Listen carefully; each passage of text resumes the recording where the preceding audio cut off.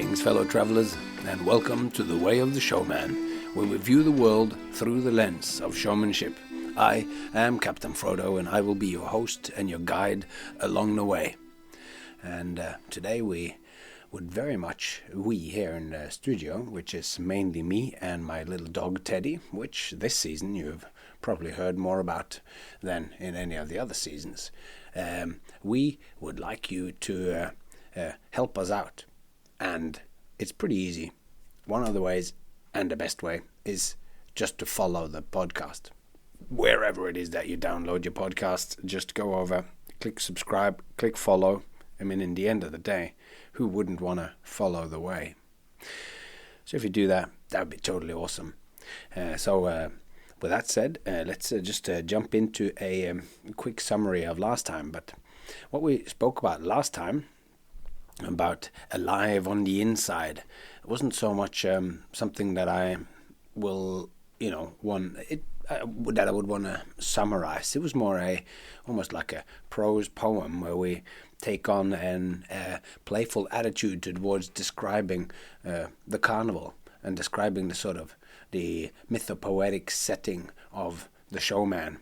A lot of it was centered around this idea of being, that it says on the banners of the freak shows, it would say alive, and one of the often repeated phrases of the one that stand outside and talks to gather a crowd and gets them in to buy tickets and go and see the show, that they say, it's here, right here on the inside, come and see the tickets, and it's like whatever it is that's on the outside, it's nothing, it pales in comparison to what's on the inside.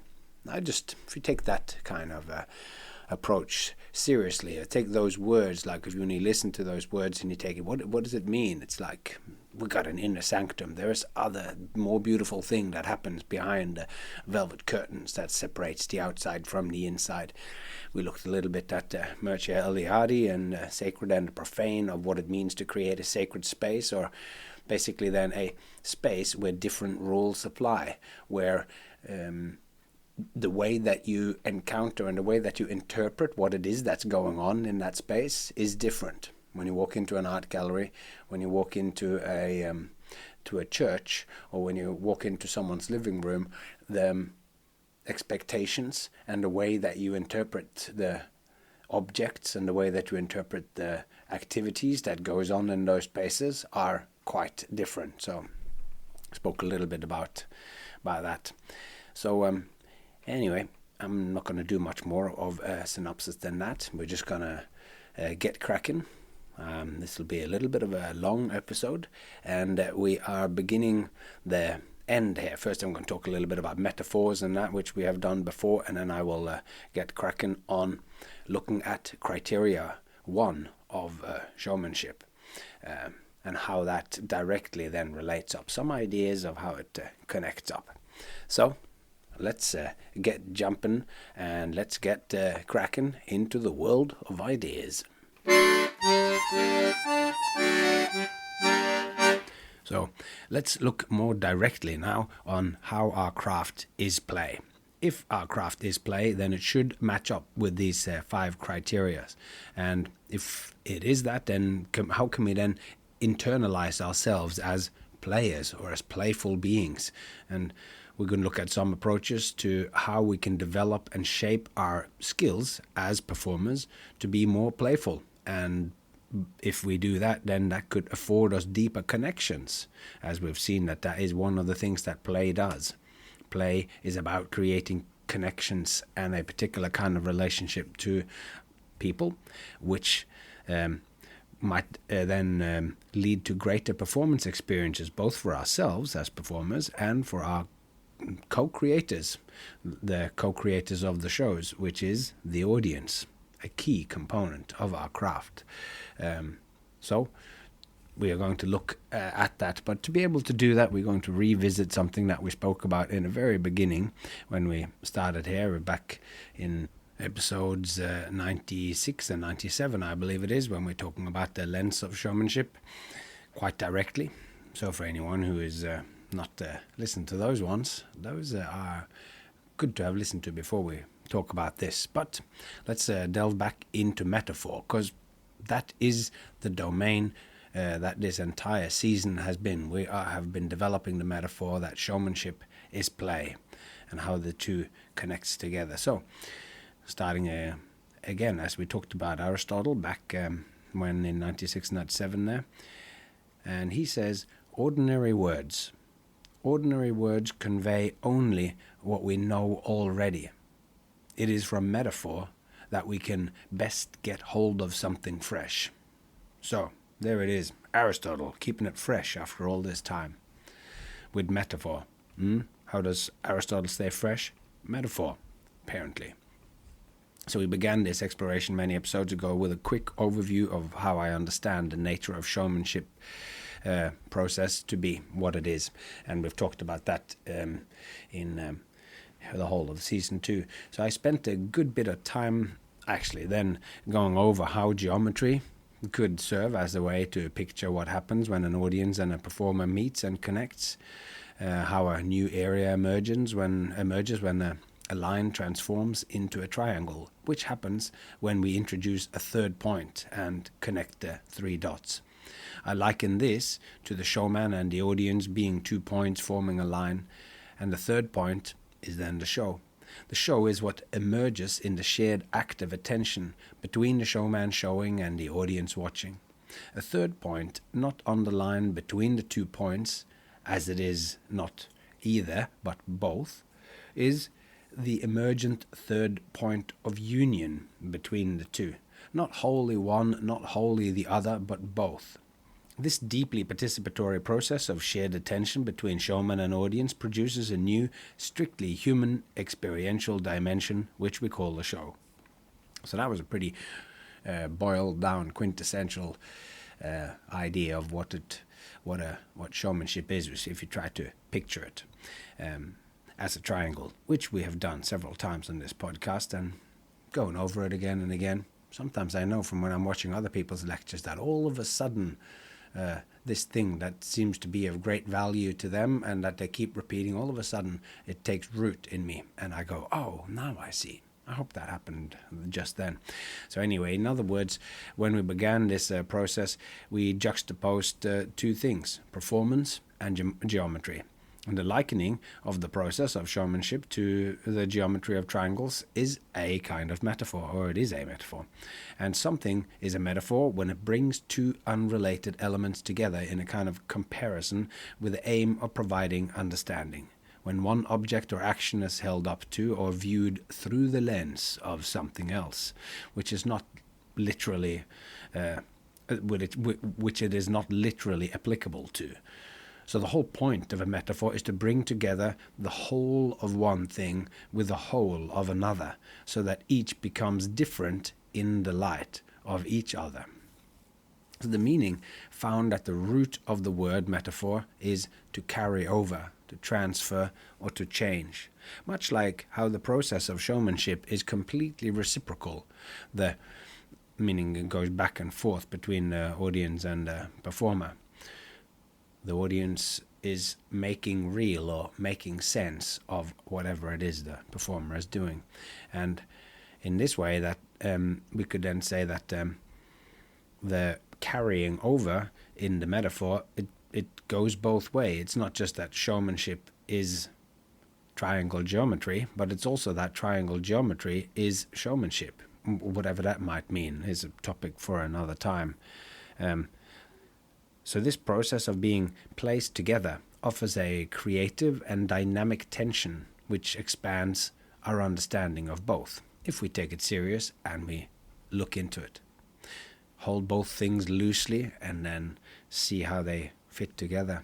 And the best metaphors are those that are alluringly close yet different enough to afford us connections which we would not have made without it. Perhaps it's illuminating to think of the result, if we can call it that, of a metaphor, the fruit emerging, the new further understanding that happens through the carrying over and transforming as a kind of metamorphosis. The 2 things reciprocally are carried over into each other and viewed through each other, and this creates in us humans something altogether different. yet it is essentially the same.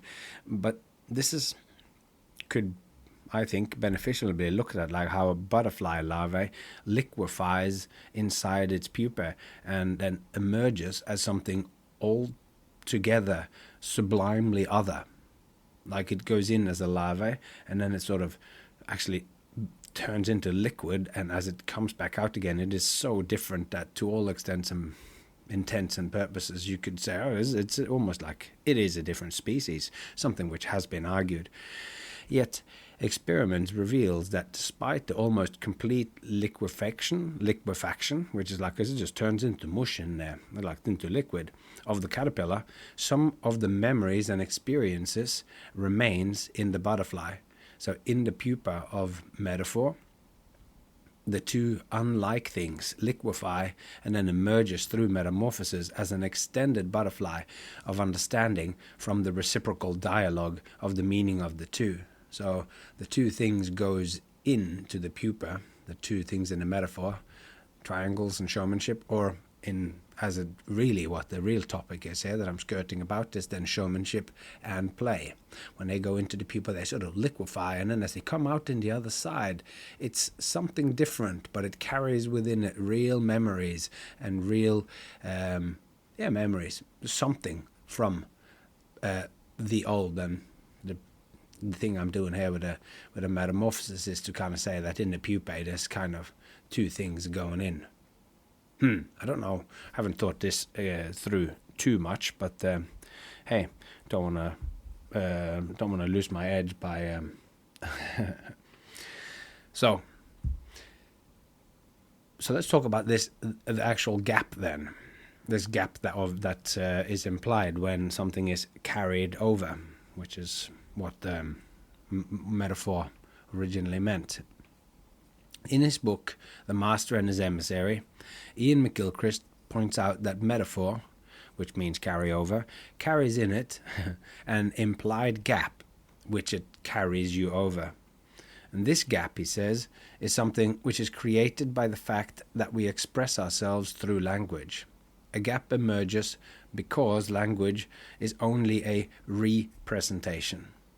It's not a it's being represented. Language describes the world, but fundamentally it is something different. It's a web of meaning-bearing sounds.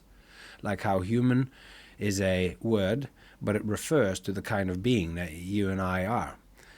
In this way, the word is merely a label, yet it also harbors, like a symbol, all that it is and means to be a human. They are completely unlike each other, as if separated by an unbridgeable gap, yet there exists a Bifrost rainbow bridge, which is metaphor. Bifrost is just that's the name of the rainbow bridge that bridges the world of the gods and the world of the humans in northern mythology. But the point here is that it's like human and the actual being that you are and me. The word human will, just like any aspect of the world, it will expand as our understanding of what a human is, what it has been, and what it can be, and that will always be in a flux because we are always more than what we name ourselves. So only by thinking of the word as a symbol, as in something which is reaching out and connecting more and more to it and becoming deeper the more you engage with it, can you actually sort of say that that human is so you can we actually say that human, the word human and the being that we are, that is kind of a metaphor where we are mixing two things, that it's a kind of a metaphor in itself? Anyway, as an example, McGilchrist draws a parallel to the relationship that money has to value. Money and language are both intermediaries, which means that they are links or vessels, but neither is the real thing. Language, the word human, is not a person. It's just a sound. And money in the form of paper or metal tokens or now just ones and zeros in a computer, it carries little to none of the value that they have in our social imaginary realm of everyday life. It's just, we all imagine that the piece of paper that I just gave you has a certain value, and therefore you accept it as a token of value that you will give me a service or give me some candy or whatever. Yet money does carry the value. It does in a social everyday life. Money does actually carry this value that we collectively have bestowed on the cash. You can buy real food that'll keep you from starving in real life. Money has real value, yet this value is intermediary. Money and language are both keepers of intermediary meaning. They have taken on aspects of what they represent, yet they are not real in the way that rocks and turtles are real. Money has real value, language has real meaning, but both carry their signifiers metaphorically. As McGilchrist puts it, metaphoric thinking is fundamental to our understanding of the world, because it is the only way in which understanding can reach outside the system of science to life itself. It is what links language to life. So when I was going off topic here of asking can we say that the word human and the human being as a living entity are kind of metaphor, then I'd say, yeah, there you go. It's reaching out of itself from a system of sounds into real life, and it links language to life. So in other words, the way language relates to life is through metaphor. And the only way that the system of science, i.e. language, can reach out into the world and become real is through metaphor. When I say human, lamb or wolf, then you know what I mean. And you know that the words that I say are not the same as the real shepherd keeping the real wolf away from the spring lambs in the fields. They're words, yet language allows us metaphorically to access dimensions of the real world that would be impossible to share without this layer of reality afforded to us through language. So language as a phenomenon is vastly complex. It's an enormous web of meaningful sounds, but it leads us to things and processes in the real world through a metaphorical process. So in one way, language and life are not the same, yet in another way, they really are the same. Not exhaustively so, but same nonetheless. It's when you name it, you almost invariably name it too small, as we've talked about before, using the words of David Whyte, the poet, philosopher. So the implied gap mentioned above that you get carried across can be seen as the gap between language and life. A gap which fully exists on the level of language, but which on the level of experience does not exist. At the experiential level, when we encounter metaphors in our everyday life, the two parts of a metaphor aren't just similar, they are the same. Not exhaustively so, but same, nonetheless. So, can we say that there are metaphors all the way down? Because we started and we continued to this exploration with metaphor, or this whole thing, showmanship and play, has been one giant exploration of metaphor. Because first we looked at showmanship is triangle geometry, and then we moved on to showmanship is play, which we will finally wrap up after this little sojourn into metaphor. We'll wrap it up by comparing the 5 criterias of play with seeing what we find when we then look specifically at the craft of performing. But it's easy to mistakenly think that all these comparisons of seemingly unrelated things amounts to nothing but abstract wordplay. Yet, the more I have delved into this territory, where we illuminate one thing by placing it alongside another, The two reverberating back and forth, illuminating each other, the more I see how fruitful and practical such metaphorical explorations are. There are always deep relations to be found between surprisingly varied things if you engage with it in this particular and peculiar way. Not in a confusing and relativistic anything can be anything else, anything can be anything else way, but rather in an everything is related and connected kind of way. In George Lakoff and Stephen Johnson's mightily influential book called The Metaphors We Live By, they give a wonderful exposition of how we could say there are metaphors all the way down. They propose that our very process of thinking, the fact that we're able to think at all, is fundamentally metaphorical. Quote, metaphor is for most people a device of the poetic imagination and the rhetorical flourish, a matter of extraordinary rather than ordinary language. Moreover, metaphor is typically viewed as characteristic of language alone, a matter of words rather than thought or action.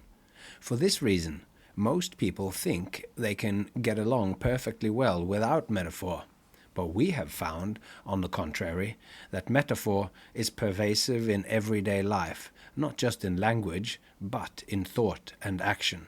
Our ordinary conceptual system, in terms of which we both think and act, is fundamentally metaphorical in nature. Metaphors We Live By Lakoff and Johnson in 1980, end quote. So, to illustrate how we live by metaphors, their first example is argument is war. You just gotta, They use then expressions like, and pick them out to make you see, it's like, your claims are indefensible, or he attacked every weak point in my argument, or I demolished his argument, and I've never won an argument with him. So they use that to show how we implicitly treat these two things then as related, or, as the metaphor seems to insinuate, the same. We do see an argument as a kind of fight, where one side hopes to win, perhaps even win over and making them join you in like making the other fighting, arguing party join your opinion, or join your political party, or whatever it is the argument is about.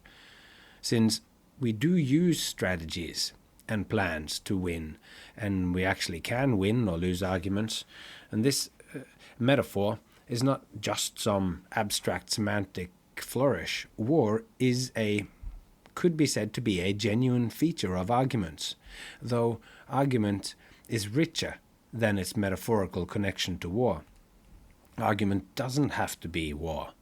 Lakoff and Johnson asks us to imagine a culture where arguments instead are viewed as a dance, where there is no attacking and defending, but instead the goal is a balance of give and take, of lead and follow. And in this culture, there would then be widespread real-life differences. People would view arguments differently, and arguments would happen differently. And in this way, we understand that by living by one or the other of these metaphors, the world and life, real life, would actually be different. And I was touching on this when discussing the book Humankind, A Hopeful History in previous episodes. Because how different does not the world, people, and history look through the lens of humans are selfish and brutal versus, as Ruther Bregman puts it, humans are pretty decent, which is a completely different lens. The interesting thing is that both can be true, or both are true. As we look through one lens, we see certain aspects of reality, but as we do so, certain other aspects won't be easy to spot. They become like blinkers and biases, which foregrounds some things and backgrounds others. And reality is multivalent, and no thing is easily or even complicatedly captured in any comprehensive way by any human definition. The word is not the same as the thing. It describes the map is not the territory. Reality is simultaneously many things at the same time, and any statement will by necessity only capture facets, only parts of the endlessly rich whole. Which means any metaphor that we live by will necessarily afford us only a limited aspect, a map of a territory, not the complete, exhaustive territory itself. So the fact that metaphors allows us different routes into reality, as we saw from the dance versus war view of argument, they actually create different real worlds, which means that there is a great value in choosing one's metaphors with care. It is with this in mind that I have so deeply pursued the idea that showmanship is play, and why I have been persistent in my thinking about this for years, and seeing that the metaphor showmanship is play is of great value. So that point has probably been made, and you've understood that by the fact that I'm recording the 25th episode about it, and wrote a very big manuscript about that. So let's now sort of try to concretize this a little bit and ask, is showmanship really play? Is showmanship like play? Or even is showmanship a kind of play? In the same way that a bird isn't just like a dinosaur, but actually is a type of dinosaur, a flying one, an avian dinosaur as it's called. It's the only group of dinosaurs that are still around. So the answer is probably yes to both. Showmanship is like play, and it is also a kind of play. Much how we just looked at language and life and the gap between them, the two phenomena of showmanship and play are not exhaustively the same, yet they are the same nonetheless.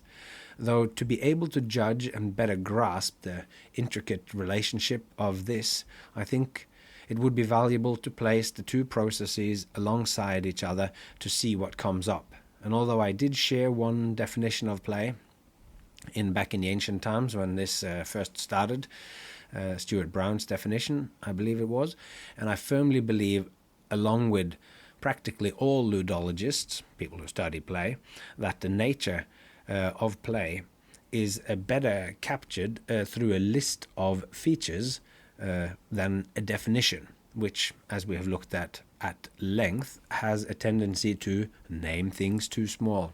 So in our explorations of what play is, we described 5 characteristics which are crucial for what play is. We have visited these before, so coming back to them now, we are, as T.S. Eliot said, we shall not cease from exploration.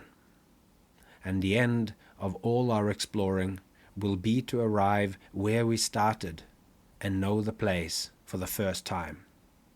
That's T.S. Eliot from Little Gidding, 4 quartets, 1943. So as we arrive back at the shore here, and we're looking out over it, when we look at showmanship again here now and go through these criterias, we won't have to talk about all the details because they are imbued now with a lot more. So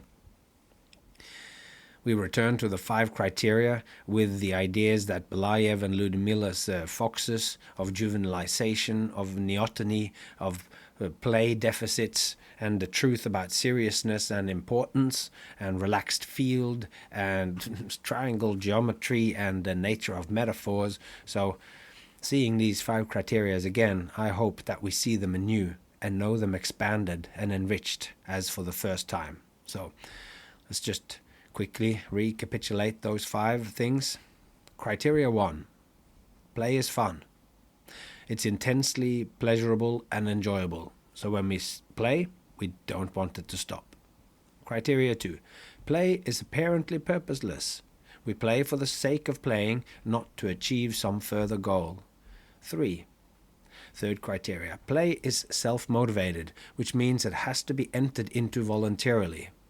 Criteria 4. Play has rules. Criteria 5. Play is imaginative and improvisational. So the idea now is to playfully look, like I just did when I looked at Alive on the Inside in the last episode, in that more playful kind of feeling, allowing myself to go into half-baked ideas or whatever, to try to open up what the possibilities are, not name it too small. The idea is then to look at these phenomena of play and showmanship alongside each other, and to see how they overlap and enrich each other. As I go through these, I will just highlight certain aspects and correlations, as well as some rather practical viewpoints in how things from your acts and shows, to see them as games and play, will improve your connection with and appreciation from the audience. And as a precautionary note, I would like to add that any metaphor is endless in its depth and its web of interconnected meaning that can be found. And in that sense, there is nothing worse than trying to tell someone what a metaphor is. If two seemingly unrelated things indeed are in a relationship, where a story of some pigs and farm animals actually is just a commentary on what went wrong in Tsarist Russia, then we are indeed dealing with an allegory and not a metaphor. And I believe that we are now squarely in the metaphorical territory here, and thus I am reluctant to make a list of how showmanship is play. Yet as much as I am reluctant to tell you what it means, I would also be a poor presenter if I did not at least give some indications and point out some directions of how I see these two are directly related. I will just stress before we begin the next and final part of our exploration that what follows is in no way meant to be exhaustive or indeed authoritative.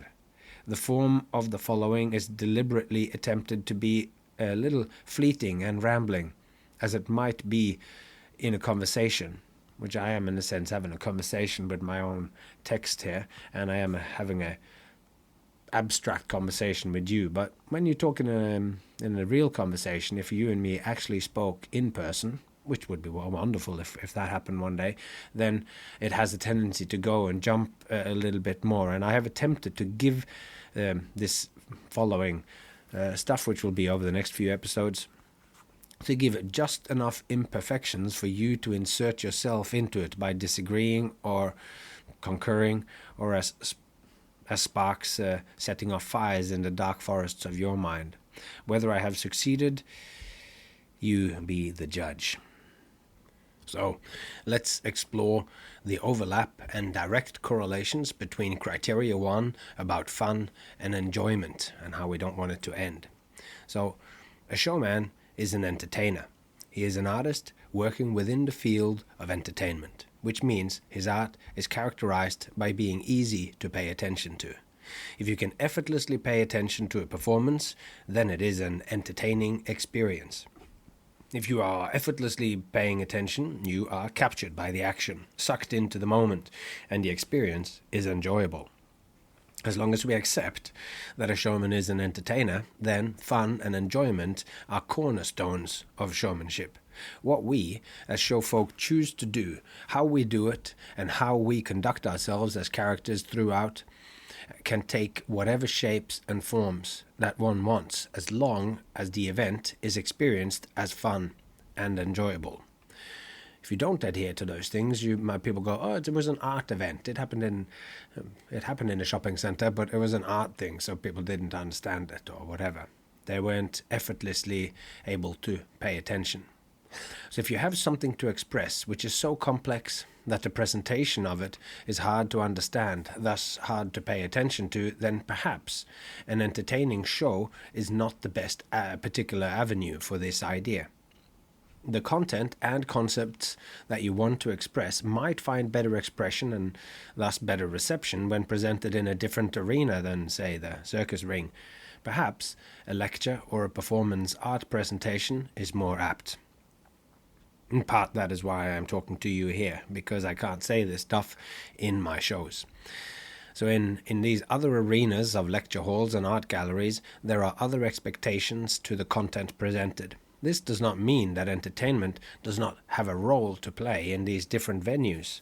Amongst professors, teachers, and performance artists, there are also examples of presenters which manage to capture and catch people's attention better than others, thus being entertaining. If they manage to get their class effortlessly to pay attention and have the best of times whilst they're taking in the material, then you could say that class was entertained. What can entertain a class of PhD students is quite different from what entertains the general public. The doctoral students might find themselves gripped by a professor as expounding of certain cutting-edge research which is looking to change their field of study forever, whilst the general public only hears a barrage of technical mumbo-jumbo. The students might find such a lecture both fun and enjoyable, and perhaps dotted with moments of, "Oh my God, this is it, I get it." See below, I will be talking about that in a minute. That feeling. So the manner in which something is presented, be it quantum physics, kung fu, or how to cook a cheese souffle, can be done boringly or grippingly. The latter is fun and enjoyable. If it's gripping, then it's fun and enjoyable, which means that it is also playful. So the person teaching or showing grippingly keeps the learner's or audience's experience in mind, much like how children playing must keep each other's experience in mind to ensure that the other wants the game to continue. So if the game is the show and the kids lose their interest, or anyone who's watching is losing their interest, then the show ceases to exist, as we've spoken about. But if the lecturer is boring, then the students' minds will wander, and thus actually severing the connection between the two, leaving the lecturer to talk to themselves or to no one. Because if you're really bored by ideas, you might just be reading out aloud whatever lecture you'd intended for the kids, and you're bored with it because it's first year students or whatever, and it's not where your passion is. But if a lecturer is standing up there basically talking to themselves and no one's listening, then if you talk to yourself, that can be a sign that there is something going on with mental health that might not be all positive. But if one child is, as another example, like if one child is hogging all the toys and is enforcing their will and only their will, then the other children or the other child that they're playing with will lose interest in the game, and the little tyrant won't get their will after all. So I use professor and performance artists as examples precisely because they are edge cases of showmanship. But the same is of course even more obviously true for how we choose to present a magic trick or a sequence of juggling or hand balancing feats. As we have already looked at deeply, the arts we find in circus, theatre and market squares are already practically indistinguishable from play. Hence the general public's repeated query, "Is this your real job?" stemming from the perhaps unconscious question, "Can one play for a living?" But returning to the matter of how deeply an audience is gripped by a performance, there are also in circus arts great difference between a performer's ability to capture their audience and presenting their skills. Sometimes we see the presentation of a skill or a trick and it feels like a momentous event, whilst other times perhaps that very same trick that done by someone else just leaves you indifferent. Perhaps these latter performers could do well with contemplating how playful they are in their presentation. Are they inviting someone in? Is there any connection there? Is it playful enough? So they might quite likely, I think, find that their performance, which leaves people nonplussed and uninterested, that it is lacking a playful aspect. Their system of science, as using the language we spoke about a little a while ago, which is their skills and tricks that could be said to be a kind of system of science, and they are perhaps being presented like this rantings of a tyrant child, unaware of how their mode of playing fails to include and invite their playmates, which makes up their audience. That's a good way to think of it, isn't it? It's like that the audience are kind of playmates and you are there engaging them and, you know. But of course, a lot of us just want to see ourselves as artists, and my art is eternal and never changing, which we spoke about in the episode which is called Foreplay at the Theatre, which delves deeply into Goethe and the start of his incredible epic book about Faust. So there we talk a little bit more about that, the epic and eternal poetry of performance, where we're just an artist and we refuse to care about the moment and the people we're performing for. Perhaps if that person who's doing an act with tricks that could potentially be thoroughly captivating, but that fails to be so, maybe they don't take enough of their audience's experience into account, and perhaps they thought that only of themselves and how they like to play, or perhaps they look at themselves too seriously and forgot that at the heart of showmanship lies fun and enjoyment. By making suitably playful adjustments to their mode of presentation, I have no doubt that their tricks and skills, their system of signs, will reach out of itself and into the real world, into the real life beating hearts of the audience, which after all is the purpose of showmanship, to reach others, to touch others, and to move others, to communicate, to respond to each other, to be together in a room and playfully connecting.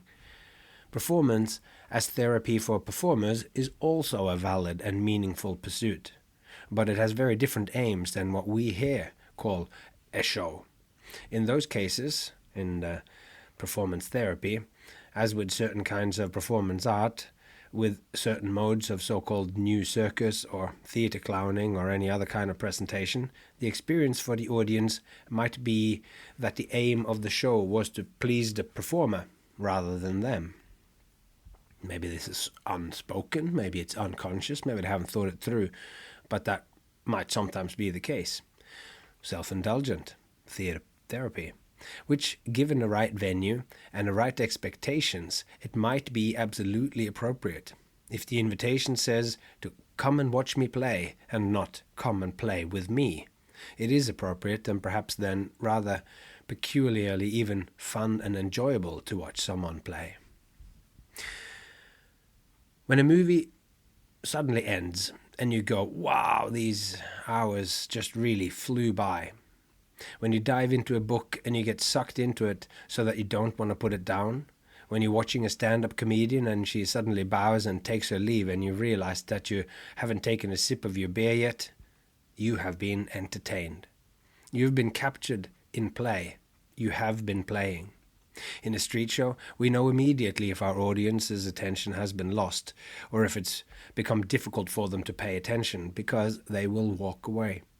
When I am performing a family show, I know when I have lost parents' attention because they take out their phones.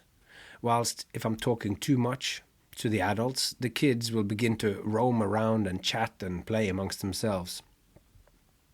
My interaction with the kids has thus stopped being play, experienced as play, and they will, like the kid after a long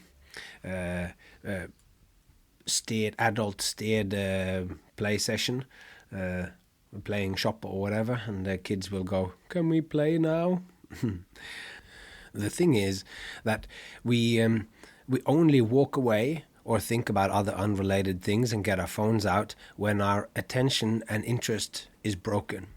If we are consumed by whatever we are engaged in, we simply don't think of getting our phones out, or remember, we don't sort of come to think of that we haven't come to town to see a performer in the street show example, but we've come to buy new bags for our vacuum cleaner. And the fun keeps us in the moment, and as soon as we do, you are outcompeted by the project of buying vacuum cleaner bags. When a child plays, they are so absolutely experiencing effortless attention. The fun of the game captures them and makes time into the pure experience of whatever happens in the moment. Could we as performers hope for any better audience response than rapt attention to whatever you make happen in your shared moment, the moment you share with the audience? Play transforms the player's experience of time from Kronos to Kairos, where Kronos time is clock time, the divided increments decided by the vibrations of quartz crystals, atomic clocks, or old-fashioned springs slowly unfurling. Kairos time is the experience time, when we are simply in the moment. In short, we could say that the difference is quantity time versus quality time.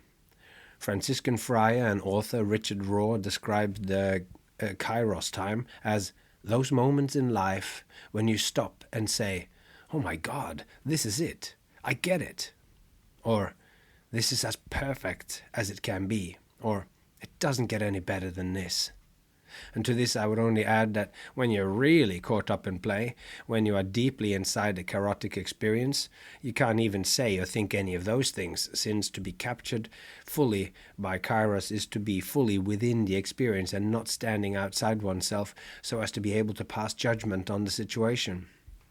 It's only in the moments, at the fringes of deep Kairos or deep play, that you at all can reflect on the nature of the experience that you're having. That said, Richard Rohr's 3 exclamations beautifully captures the essence of fun and enjoyment and pleasure. I personally love those "that's it, I get it" moments. I live for those moments. Whether it is in writing here, I all of a sudden discover a massive link, affording me some insight lying hidden inside what it is that I'm writing, but going far beyond what I had set out to say. Or whether it is during a performance where something random happens, and in a flash it appears an idea. "That's it, I get it," which I then execute, and the whole audience erupts, and these are the moments that I chase. I keep writing and keep performing because I never want the flow of such playful experiences and such moments of minuscule triumph to end. Which brings me to how a kairotic moment also can also mean the right time. So it's not just this sort of experience that you're in flow, caught in a moment, but a kairotic moment, can mean that something is on the right time or the right opportune moment for something to happen. It's a moment of significant timing. There is a right moment for something to happen, and when the right thing happens at that right time, magic. It's experienced as magic or as just extraordinary, and we venture deeper then into play, like a well-timed joke or a perfectly executed kung fu attack. In play, I think this kind of kairotic moment is reflected in how we remain within the experience of Kairos or play, when whatever happens in the game is the right thing at the right time. When just as a conflict between 2 children is on the verge of destroying the game, a new synergistic idea emerges and explodes the possibilities of the game in just such a way as to propel the children right back into the sweet spot of Kairos again.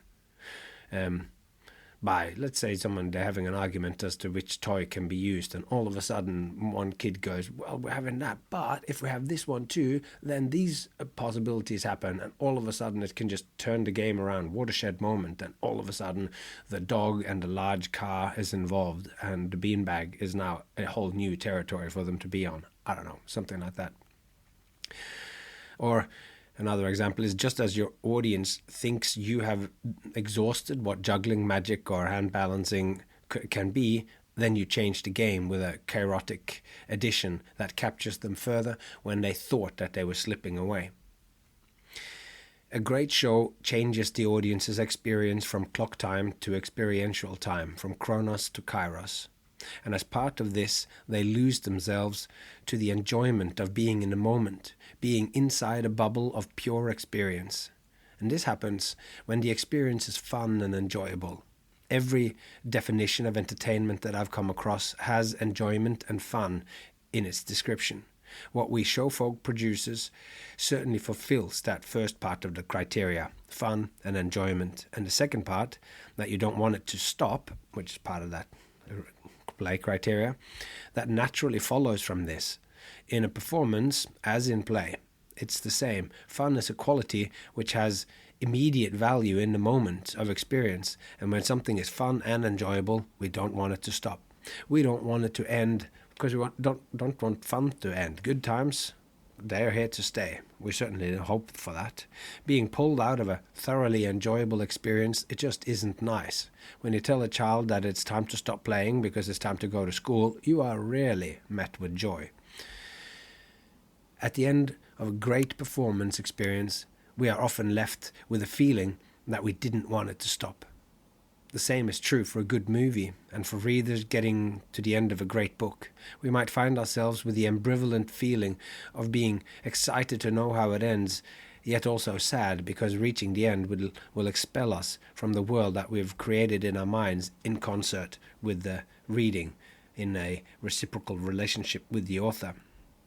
The writer of such a book or director of such a movie has treated us like the perfect playmates, letting us have our will by meeting our expectations and fulfilling what's been set up and promised throughout, but also giving us their own ideas and exercise their own will just so that it grips us in the blissful fun of play, giving us what we want, but extending it. Not just giving us what we want, but also what we need to stay entertained. Thus far, we have looked at the fun and enjoyment primarily from the audience's point of view. So what we have determined is that the audience's experience of showmanship certainly aligns supremely well with play. What so for the showman, the performer? Does she or he also have the same fun and enjoyment when they present their shows? Are they always being presented with enjoyment of others at the forefront of their mind? And here I can attest, as someone who spends a significant portion of my life engaged in performance, that I sure find it pleasurable. I do the same things, the same acts over and over again. So does that make me like it less? Does it make it boring? I would be lying if I said that there aren't times when my job is, it's a job as a job, and it's like it's a chore. But I would also be lying if I claimed that this was the norm. In the vast majority of shows, I get gripped by the moment. This is a powerful part of what makes it enjoyable. The fact that in the moment I share my creation with the audience, it becomes real. Until then, all my acts and skills is potential. It's like the sheet music to a fugue by Bach. It's wonderful experience. The fugue by Bach is a wonderful experience, but the paper isn't. It's only in potential. My art, my acts only become actual, real. They only become real when I present them to audiences. This is the moment they actually live. My acts are my creation, and although they aren't nearly as alive and wonderful as my child, they are still strongly resembling a kind of child. If you allow me this link, then it immediately becomes clear that I would, of course, want this creation to live. To stretch the analogy, we might say that the acts are unconscious when they aren't performed. If we wanted to be kind, we might think of them as sleeping between the performances. But I do believe that the unconscious is probably a better way to look at it, that the act goes into a state of non-being even between the shows. Perhaps, though, the acts could be said to exist as dreams, since the memories of the performance lives on inside each of the spectators and also in me, the performer. So maybe dreaming isn't such a poor analogy after all. That said, I want my act creation to awaken and to be alive and flourish, and this only happens in performance. Like all games, they are only alive, only in real existence when they are being played. The world is filled with cupboards and shelves with boxes of board games, which are but potential fun and enjoyment, potential experiences, and perhaps each is dreaming hope that you will find time in all your serious professional pursuits to open their box and let them live a little. the playing benefiting you and the game alike, much like the show pleases and enriches the audience and the performer, and maybe itself. I enjoy and have fun sharing my creations with people. I enjoy it, but I am also proud and grateful for the opportunity, as this act of performing is a key part of what makes my life purposeful, at least the work aspect of my life. Showmanship is my vocation, not because it's the only thing I can do. As the pandemic proved, I could find another job. I became a teacher's assistant, and as it turned out, I was good enough at that role to be asked to continue on and expand my commitment. But my heart truly lies in the circus, in the creative presentation of acts, so I had to graciously decline. And genuinely, I have the heart of a showman who finds all other work, to be less passionate and more like work. I enjoy that the audience enjoys my performance. I connect to something bigger the moment I step into the circus ring, onto the stage, and they all smile and laugh and gasp. I connect to them all by fulfilling their expectations and also push them beyond what they thought that they wanted. As they enter the circus, they expect to be surprised and that it will be fun and exciting. To live up to this and to give them more than they expected is right at the heart of what I hope to achieve as a working man. As much as all this has been based on my own experience of performance, I'm not at all that special. I should expect that every performer will share this experience of genuine fun and enjoyment in performing. If not, they might be pursuing the wrong craft after all. Another aspect of performing acts that, unlike in life, I get to practice and perfect a moment of duration. In real life, you just go about and everything is sort of improvised. Somebody meets you and you have to just improvise a conversation with them. But I get to rehearse certain moments. I get to rehearse it. I get to create what is as close to a perfect portion of time, a perfect presentation of being. The shows and occasions where I get to do my act are outside the pressures of natural selection. I'm not needing to protect myself, find food, or a suitable mate, although all those could and potentially be fulfilled by the performance. I am in a relaxed field. I am getting to invite a group of people into this highly peculiar and practiced performance in such a way that they lean in and want to see it and play along. I invite them in just enough through the call and response of applause and presentation of skill. And for me, these thoughts of practice harken back to the similar features of play as practice. All mammals play, and the play that they do is related to skills they will need in their real life. In this sense, play is a form of practice, not done to learn, but because it's fun, which we will talk about more in next episode when we talk about criteria 2. What is wonderful for me is that the very practice I do is the aim itself. I get to practice the game to perfection. Like the Kung Fu master who has practiced their basic training forms 100,000 times to prepare them for every attack, my tennis racket act is a game I get to rehearse to such an extent that whenever a situation arises, and whatever that situation might be, when I perform it, it will succeed, it will work, it'll grip the majority of those who see it. I've had a chance to master a perfect game, 100% artificial, and therefore completely human, as the Illuminated Manifesto tells us. When it comes to the desire for it to continue, for me, the showman, this is absolutely real. Something that I got to experience powerfully when the pandemic came, and I wished I could continue.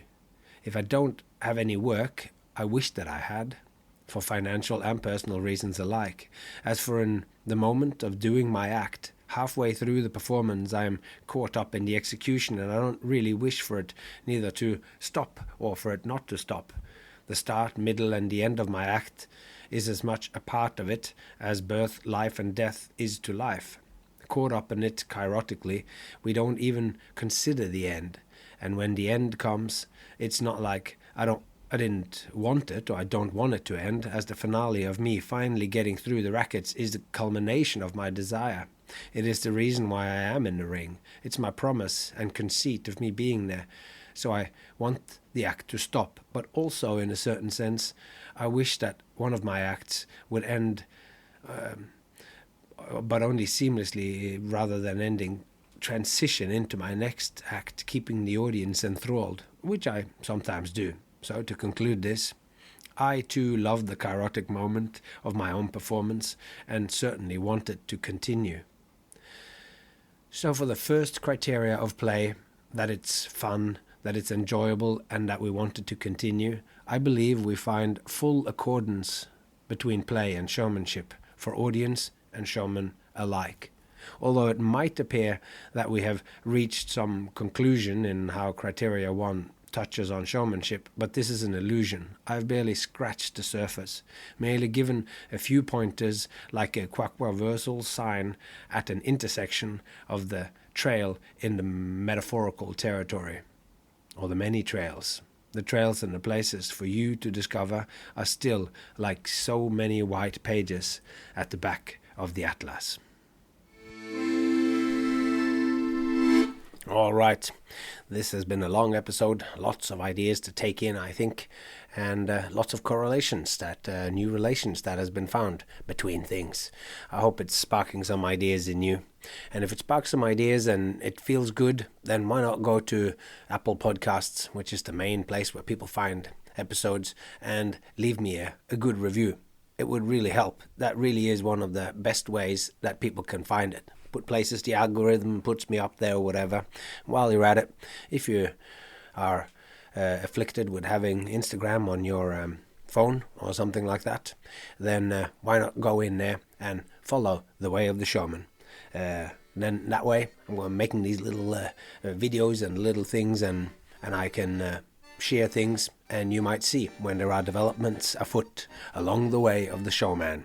So until next time, take care of yourself and those you love, and I hope to see you somewhere along the way in real life.